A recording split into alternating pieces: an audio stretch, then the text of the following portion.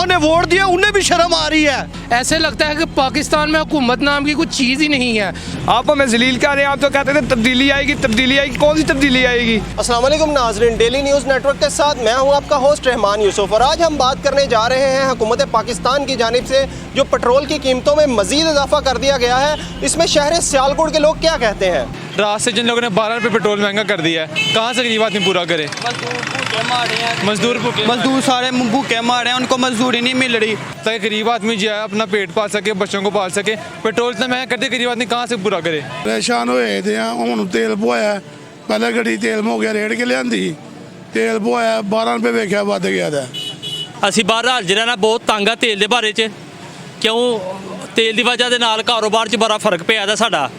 ਨਵਾਜ਼ ਸ਼ਰੀਫ ਦੇ ਕੰਟੇਨਰ ਧਰਨਾ ਦੇ ਕੇ ਬਹਿੰਦਾ ਸੀ ਤੇ 70 ਰੁਪਏ 60 ਰੁਪਏ ਪੈਟਰੋਲ ਹੋਣਾ ਚਾਹੀਦਾ ਤੇ ਹੁਣ ਉਹ ਕਹਿੰਦਾ ਹੈ ਕਿ 160 ਸਹੀ ਹੈ, ਲੋਕੀ ਪਵਾਉਣਗੇ। ਲੋਕਾਂ ਨੇ ਪਵਾਉਣਾ, ਉਹਨਾਂ ਦੀ ਮਜਬੂਰੀ ਹੈ, ਲੋਕਾਂ ਪੈਦਲ ਤੇ ਨਹੀਂ ਜਾਣਾ, ਲੋਕਾਂ ਦੀ ਮਜਬੂਰੀ ਹੈ ਪੈਟਰੋਲ ਪਵਾਉਣਾ। ਮੀਆਂ ਨਵਾਜ਼ ਸ਼ਰੀਫ ਨੂੰ ਯਾਦ ਕਰੋ ਤੇ ਦੁਆਵਾਂ ਕਰੋ ਕਿ ਉਹ ਵਾਪਸ ਆ ਜਾਏ, नहीं तो ऐसे बंदे ने छड़ना कख नहीं, आ कोट भी लथ जाना साडा। जब इनका दिल करता है पेट्रोल बढ़ा देते हैं। रात को भी 12 रुपये महंगा हो गया है, बहुत तंगा आ गया इमरान खान से और महंगाई की तरफ।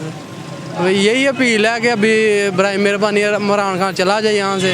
गुजारिश है, पेट्रोल इतना महंगा हो गया है कि अब महंगाई भी कंट्रोल नहीं हो रही। कुछ खुदा का अवाम का ख्याल करें प्लीज़, ऐसे ना करें अवाम के साथ।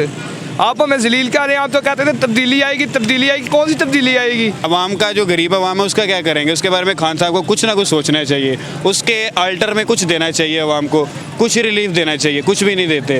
खान साहब से रिक्वेस्ट है कि गरीब अवाम पर रहम करें, तरस करें थोड़ा सा। अब हम 500-600 रुपये का तेल डलवाएं तो ये अखबारें हम सेल करते हैं, इतनी आमदनी नहीं है, रोज़ का खर्चा हमारा बहुत ज़्यादा हो गया है। इसको क्या पता कोई गरीब कैसे गुजार रहे हैं।